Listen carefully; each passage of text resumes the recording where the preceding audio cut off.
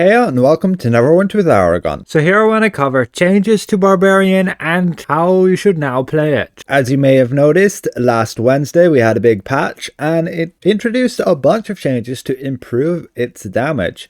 And it might change up particular ways how you want to play. We can see that with the escalating rage feat now becoming a awful lot more competitive with plus 25% damage with that, along with only needing 5 stacks. And there's also a bunch of new power changes and particular feat and feature changes. Now additionally, I want to cover then how to play the Barbarian with those changes. I'll put timestamps on the play bar below. You can skip to any section. For example, the upcoming additional changes, multi-target damage and single target damage setups for Barbarian. First of all, we still have some additional changes to come, and that's the bravery class feature does not need you to be in combat anymore, so you'll just gain that flat boost. It's nice for the movement speed. Trample the Fallen will be changing so that whenever you use a control ability, you'll increase your damage by 5% for 10 seconds. Becomes a very good bonus then. Specific to the Blademaster, the Barbed Strikes feature has gone from 4% crit strike and crit severity up to 5%, so just an improvement there, giving you those stats. Just be aware it decreases as your stamina decreases. And then escalating rage. The Rampage debuff will now be removed when your battle rage ends. There is currently a bit of a delay with that when you use it. You end up not being able to get stacks for a few seconds until that Rampage buff actually drops off, even though you have left rage. You may notice that delay right now on the live server. There is also some future changes they want to add, which is over penetration feat, clarify the tooltip a bit more, Bloodletter and the Blood Spiller feat. The self damage will be now capped at 30% rather than allowing you to kill yourself with one hit. And Indomitable Battle Strike, that minimum magnitude has been increased to 800, meaning if you don't want to use this feat to cause Bloodletter to kill you, then you could use this one instead and not reduce your damage by having this feat if you were to use it without rage, because the minimum magnitude being 700 is less than the encounter itself, but with the updated version it will be a bit higher than the encounter normally. So now let's move on to how to play Barbarian with these new changes. Keep in mind this is with the changes to escalating rage and how the delay was removed from that, and the new change of Trample of the Fallen. I have a whole bunch of data to cover. First of all, we'll go multi-target damage. So a setup I would use is something like this. At will, Relentless Slash, encounter power, not so fast, hidden daggers, and axe storm. Daily powers, Avalanche of Steel, class features, Trample the Fallen, and Steel Blitz, and then all the top feats here. However, there are a few different ways you can play it. For example, you could have Mightier Leap with the Mighty Leap instead of Not So Fast in order to get that extra burst damage, that 780 magnitude. It's pretty massive, but this feat falls behind when you have to stay in combat for any length of time. So if the enemies are a bit more tanky, I still recommend Relentless Speed plus Not So Fast. Additionally, Not So Fast can be used to trigger Trample of the Fallen, which is a very nice buff, especially after the new change. Then you have Hidden Daggers, and I will say this is going to be like your top performing encounter power. Very low cooldown. What it allows you to do is basically increase your next hit by 150 magnitude. So you want to combine that off with like Axe Storm or Not So Fast. And the first hit of this unfortunately is a bit bugged that it might not critically hit all the time. I got only like 25%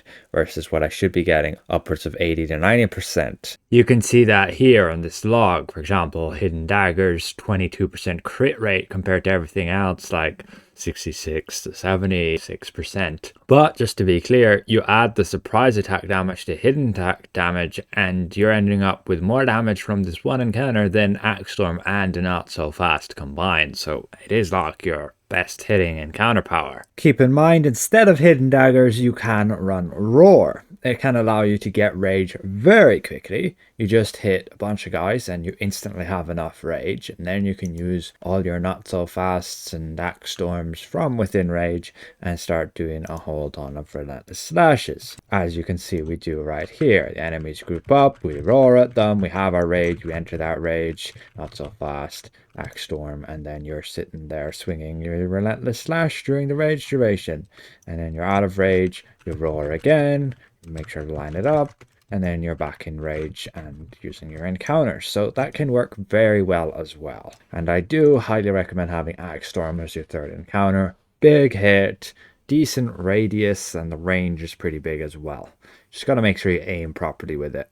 Now for daily powers, there's a lot of choices actually. Avalanche of Steel is great, good damage. It's just a long cast time. So it's something you want to set up for, like a wave of ads is spawning in, or you run ahead of the group and cast this and you end up tanking all the enemies' hits before you land down. But then you can use Unstoppable Spin plus a Spinning Strike daily power. It's got some pretty good damage now and automatically enters you into rage with a 25% damage boost, giving you rage up to 50% damage boost as it says in the tooltip. And then there's Adamantine Strike. Also pretty good because it now has a better cast and you can actually hit enemies further away from you up to 30 feet. It's nice instant damage rather than like Spinning Strike is damage over time and Avalanche of Steel requires setup. So it's ultimately down to your preference and I would recommend messing around with them.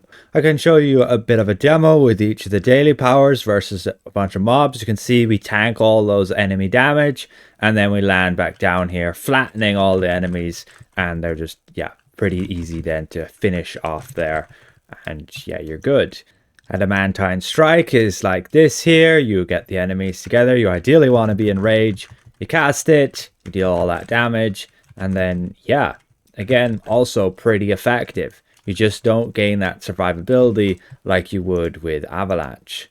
And then you have Spinning Strike. Keep in mind, it did get some big damage improvements. Its radius is bigger. It can now hit more targets. And ultimately, that's it right there. It puts you in rage straight away. So you gain that damage buff. It's just Avalanche of Steel has that extra survivability, but requires a setup. Adamantine Strike is more instant damage, also increasing the target's damage taken. But it ideally would require you to enter rage before using it. I mean, the same with Avalanche of Steel, and that's where Spinning Strike has that advantage. It's gonna put you in rage. It's something you can activate and trigger when, let's say, your encounters are on cooldown. So they all have their place. For your class features, again, there's a bunch of choice, but I would highly recommend Trample of the Fallen. Then it depends. If you're in a fight which lasts a long time, Steel Blitz can outperform anything because you'll be just using more relentless slashes, and having that 20% chance for it to hit twice is great. Just in zones questing, I found Steel Blitz performed very poorly. I was rarely using at-wills. You'd kill a group of enemies with your encounters, and then that's it. You move to the next group and you already have your encounters off cooldown. For example, we go against these tanky enemies here. We won't use our, let's say, daily power. Otherwise, you know, we already saw it. We could kill them pretty easily. But yeah, just then the enemies are here. You go in rage and you're just finishing them off with some at-wills, and you end up Steel Blitz not really having done much damage, like 3% there. And these are pretty tanky enemies. They're like, yeah, skirmish enemies. They're meant for like a full party, and you don't really get a lot of time to be at-willing with like having relentless speed and hidden daggers and then your axe storm. So you end up again just that little burst fight. Steel Blitz, 5% of our damage. That's not bad when you consider Raging Strikes is only going to give you like a 3 to 4% damage buff, and that's not overall damage, that's just a buff that's going to get reduced down to like 2%. So be aware of that. Steel Blitz can be very good as soon as you're in a fight with enemies that have any decent amount of hit points. Impatience can be useful as well, especially with Relentless Battle Rage. You're in and out of rage all the time. We jump in here, hidden daggers, not so fast, hidden daggers, axe storm, and we can already enter rage, and we're going doing Relentless Slash, and then you'll be getting your encounters back super quickly. The problem is I don't believe the cooldown reduction actually affects hidden daggers. Yeah, it doesn't, because this is a charge ability and these cooldown reduction things don't affect those charge abilities. So I found Impatience not too effective. So next up is feats, and again, as we mentioned, Relentless Speed for more damage over time, Might Your Leap if just for that like super burst damage. It's a bit clunky though, I feel. Second feat doesn't matter for AoE. Third set of feats, highly recommend over penetration. You don't need brutal critical. And fourth set of feats depends on what daily power you prefer. I go with Steel Slam with Avalanche of Steel when you use it. Otherwise, I'm using Adamantine Strike for just the instant multi-target damage. And the last pair of feats here, I recommend Relentless Battle Rage, so you can get that rage much quicker, enter rage nice and quickly as well. And so basically you use your encounters, a few of them, and then you're already entering rage using a few more encounters, using some at-wills, and then it's back to encounters, and you're just in and out real quick. You don't gain the maximum damage potential that escalating rage can give, but you're in rage far quicker, so you have much better burst damage. But that's really it for multi-target damage. Again, you're weaving your encounters between with hidden daggers just to get that extra damage buff on those encounters. It's plus 150. It's really good. It's not something you want to miss out on, so make sure you're weaving it in between. Don't go casting hidden daggers twice in a row, because you're just losing damage that way. It won't trigger on itself, as says in the tooltip. So from here, we're going to move to single target damage and what setup you want to use for there. Now here, I would go with a setup like this. This is what I found performs the best, at least when you're not with a sentinel tank who can trigger Trample of the Fallen. Now I've tested this setup versus a lot of others. You're using Relentless Slash just to maintain the buff, so you cast this every 12 seconds. Otherwise, it's Brash Strike, generally from within rage. Your encounters, it's Bloodletter, Punishing Charge, that is to trigger Trample of the Fallen and maintain that buff. You can nearly get 100% uptime when you have some decent recharge speed plus this cooldown chart. And then Frenzy. Those are all your high single target damage powers. You can alternatively run Indomitable Battle Strike instead of Punishing Charge, but then you will want to switch a class feature of Trample of the Fallen over to Barbed Strikes if you need the stats, or Raging Strikes for an extra damage buff. You are, of course, using Crescendo for your daily power. It is a little bit better now than Savage Advance, just because it has that massive magnitude to go with it. Does have that cast time though, so you will have to beware when fitting tacticians in with that. Those class features, again, as we mentioned, Trample of the Fallen plus Steel Blitz. You always want Steel Blitz, super good with your Brash Strike. And then again, Trample of the Fallen if you're using Punishing Charge, or Raging Strikes if you're using Indomitable Battle Strike. First set of feats doesn't matter for single target. Second set of feats, you want Blood Spiller for the cooldown reduction on Bloodletter and also increasing its damage, but you will take damage when you cast this, so you could use Indomitable Battle Strike if you wanted to avoid that taking the damage effect. Third set of feats, recommend over penetration. I have tested it versus brutal critical even with escalating rage, and I still found it performed better. And fourth set of feats doesn't matter, and fifth set of feats, escalating rage. A massive damage buff there whenever you enter rage. Again, with the new fix coming, they are removing the delay where the rampage buff wasn't dropping off immediately. It will now, and so you'll be able to gain those 5 stacks again immediately after exiting rage. Now I'll show you the different setups I did use versus, let's say, Relentless Battle Rage and using IBS and using Impatience, Raging Strikes versus Trample of the Fallen versus Punishing, all that stuff. And this is what we end up with. We can see the DPS we're getting. This is again against the boss dummy just here. You will be wanting like Relentless Slash, Punishing, Bloodletter, and then Frenzy, and then some at-wills here for Rage. If you do animation cancel, you can animation cancel Relentless Slash for some extra rage, and then you're just using encounters when they're off cooldown. That's like pretty much it. You can see you get all your encounters while within rage, and then you're out of rage, and then you can use your encounters again out of rage. Make sure to use a Relentless Slash, and then you can animation cancel Relentless Slash. You're back in rage using your Frenzy, using your Blood Letter. Make sure to heal yourself if you need to. You're Punishing to maintain the Trample of the Fallen buff. And that's really it. It's Nice and simple. You guys will have no problem, and you don't need to worry so much about like your cooldowns and the rotation. You just use the stuff when it's off cooldown. You enter rage when you can, so as soon as it's on half, and you just use your encounters again while they're off cooldown. You can read the little text next to each of those rotations and the different setups with the powers and the feats and features, and that shows you what kind of rotation I'm using. Maybe you can find some clever rotation to precisely get the encounter set up in the right positions depending on your recharge speed. Let me guys know, and you might be able to squeeze out with this setup more damage than what we're getting here, but I highly doubt you're going to get better damage than this on any other of these setups, at least when they've come out with that change to escalating rage where you can gain the 5 stacks like immediately.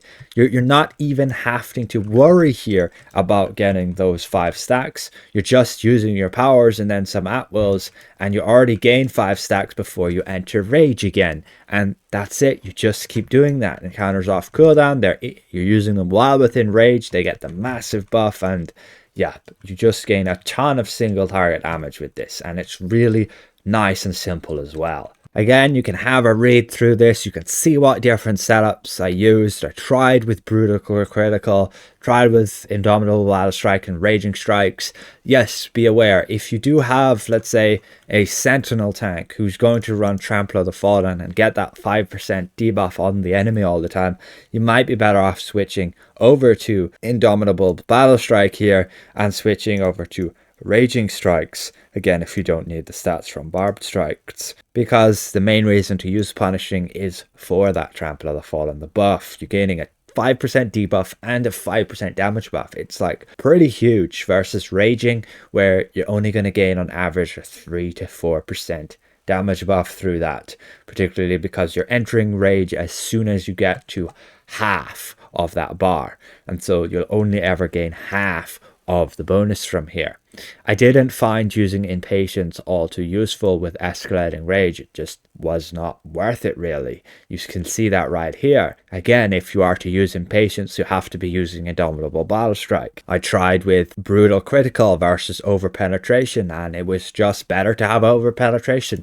Brutal Critical, you didn't need that tiny bit of extra rage regen while outside of rage. You're better off just with the extra damage, especially since this is 10% damage. And then, yeah, I did try with Relentless Battle Rage, and that just seemed to fall behind. It requires Relentless Battle Rage to have that certain setup where you're using 2 of your encounters outside of rage and then Frenzy always within rage. But you lose damage because you're doing that. The advantage of escalating rage is you're using most of your encounters within rage, so they're gaining that 50% massive damage buff, and you can output a ton of damage with them. You can see my full log here, and this is not using anything fancy, and you're getting Frenzy to hit up to 1.76 million. That's huge, and that's just by yourself without any extra debuffs on the boss. Again, all of these damage tests are done without like an artifact call, without like your mount and daily power, because that should not affect the results. The only thing that will adjust is your damage overall. Each setup should get about the same amount of damage in artifact call, except escalating rage is going to increase that even further because your daily power is going to get that massive buff from escalating rage. And I haven't tested if your rage actually affects your mount power, but let me know. It probably does with escalating rage as well. So even more the reason to go with escalating rage, which means, yeah, Relentless Battle Rage is just falling way behind there. You can see it's already performing the worst compared to escalating. And so that feat is pretty much just for multi-target content now. However, a guide would not be complete without artifact calls. Just because I don't do an artifact call in these tests doesn't mean you shouldn't learn and take advantage of them. They can provide massive damage gains. So it will depend if you have the mount, bonus, tactician's precision. I recommend having 2 of them. I currently only have 1, and your rotation will still work with that. There's only the demon wings you can currently get that has it. It will also depend on your mount power. You can use Wicked Lich from the slab of Vecna if you got that during the summer festival. If you didn't, well, you can't get them out. And you would use this then before you use your daily power. Otherwise, you'll use your daily power slightly after. And we'd use Bigby's Crushing Hand for the strength boost that it gains. So in terms of your powers, you can switch Steel Blitz over to Raging Strikes just for the artifact call, because Steel Blitz you won't take advantage of if you have Tactician's Precision. You'll be too busy casting encounter powers. You'll just need to be nimble fingered and be able to switch that quickly. So first thing you want to make sure you go ahead and do is that you have full rage for the artifact call. So you need to be prepared. If you're not prepared, just make sure you're at least 50 rage, and then you can go in the artifact call and it should be all right. But ideally you're at full rage, and again you're taking advantage of Raging Strikes just for the artifact call. Outside of that, definitely have Steel Blitz. If you don't want to bother switching, don't. Just run Steel Blitz all the time. So you're at full rage. The first thing we will do here, is I'll just talk you through it, is you'll enter rage. Make sure you have your Relentless Slash buff. Cast your artifact with the artifact call. Then use your Punishing Charge. Then your Bloodletter. Then your Crescendo. Then your Mount Combat Power. Then your Frenzy. And then you will use your Bloodletter again and your Punishing Charge, because they will have that cooldown done from your Tactician's Precision. If you have 2 Tactician's Precision, you might be able to squeeze out 2 Frenzies, because the cooldown will get decreased by 7.5 seconds instead of just 5. But you would have to cast Frenzy at the beginning of the artifact call, so it'll have enough cooldown done so that you can cast it again within 10 seconds. So let's show you a quick demonstration of that. Again, make sure you have your Relentless Slash buff. You enter rage, you use your artifact, Punishing Charge, Bloodletter, your daily power, then you're using your mount power, your frenzy, and then you can use your Bloodletter again and your Punishing Charge. And then it's just some at-wills. And you can see we squeezed that all in there within 10 seconds. And you don't really get a chance to use any at-wills during the artifact call because you're too busy casting encounter powers, plus that new Crescendo with the extended cast time on it. It's also very important that you have the Rampage buff up here, this Raged face for the artifact call. So you're going like your Rage, your Artifact, your Punishing, your Bloodletter, then your Daily Power, then your Mount Power and Frenzy, and then you can use your Bloodletter again and Punishing, and that's all just within 10 seconds. Ultimately, that's what I find does the most single target damage of any setup on Barbarian right now. Again, keep in mind that is with the change to Escalating Rage, where that Rampage buff will drop off immediately, allowing you to get the stacks again immediately. It is a nice, simple rotation, much easier than most classes. You don't have to worry about too much, and you do a lot of single target damage. Again, this damage, like 561,000, is very comparable to, let's say, Rogue can output or Wizard can output. You can see Rogue at like 563, but you can get a bit higher with abusing some other bugs, which I will discuss in another video. Wizard, surprisingly, I was only getting 538, but I need to retest this because Enchanter's Hex won't deal that damage like that anymore. But yeah, so far, from what I could see, Barbarian performs very well. Even running party content like Zemnit's Reliquary, it does super well in single target content. You will fall behind certain classes in multi-target damage just because they have bigger areas and they just have an easier playstyle. They don't have to be right up close and melee, or you're like a rogue and you have combat advantage damage against everything all the time. But you're not bad. You've got some good AoE damage, we saw that there, and you've got some very big single target damage now. Nice and simple as well. You don't have to do any animation cancelling and you do some very good damage. You can animation cancel, you can learn that, and you will be able to perform even more damage. You can learn to animation cancel by holding like A and D, and then when you press shift, that is animation cancelling. So when you use a power, you can cancel the cast time, the end cast time. So you need to make sure your power hits and then you can go and cancel it. So it can be very good to, let's say, cut cast times on certain powers, like a slight bit off Bloodletter. I'm not sure you can actually from Frenzy. It doesn't really let you. You have to just let the full animation play out. And then generally Brash Strike from Rage, you just won't animation cancel either, because that'll be so quick. So it has got more friendly. But if you play like with IBS, you will want to learn to animation cancel that. I'm not sure how you do it on consoles, but you can also use a keybind on PC. For Relentless Slash, you copy and paste that in your chat, and then you just have to spam your right button and you're going to animation cancel that ability. You can see that right there. You spam too much and you won't deal any damage, but you spam just right and you will deal damage slightly quicker than if you were to just hold down the at will. Ultimately, hopefully this is somewhat insightful and helps you Barbarian damage dealers out there with these new changes and dealing some good damage. Massive thank you again to all of these channel members for their added support, and we'll see you guys around. Goodbye for now.